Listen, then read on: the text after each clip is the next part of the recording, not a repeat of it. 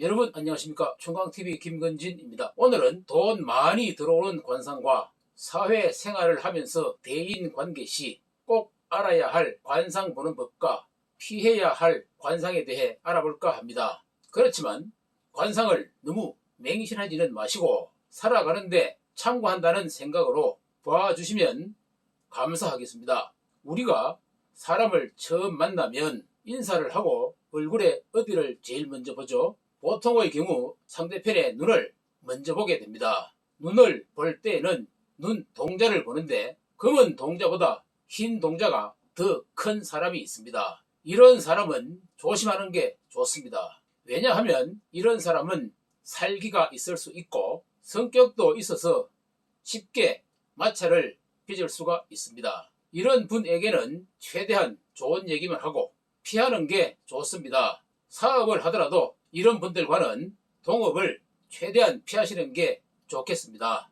사람의 눈을 보면 심하다 할 정도로 짝눈이 있는데 이런 분들은 조상의 덕을 받지 못하는 경우가 많고 옹고집이 있으며 외골속인 경우가 많습니다. 웃을 때 입을 삐죽거리거나 한쪽만 입꼬리가 올라가는 사람은 남이 보기에도 안 좋지만 들어오는 복도 달아날 수 있습니다. 결론은 웃을 때 항상 활짝 웃어야 모든 일이 잘 이루어지고 웃을 일이 많이 생깁니다. 자, 그러면 누구나 관상을 쉽게 볼 수 있는 방법에 대해 알아볼까요? 관상은 깊은 잠을 잔 다음날 아침이나 기분이 좋을 때 보는 게 제일로 정확하다고 합니다. 좋지 않은 일이 있을 때나 우울할 때 관상을 보면 아무리 좋은 관상이라도 좋은 결과가 나올 수 없기 때문입니다. 그러면 관상을 보는 순서를 말씀드리겠습니다. 첫 번째는 삼정을 보는데요. 우리 얼굴을 3등분하여 상중하로 봅니다. 삼정에 대해서는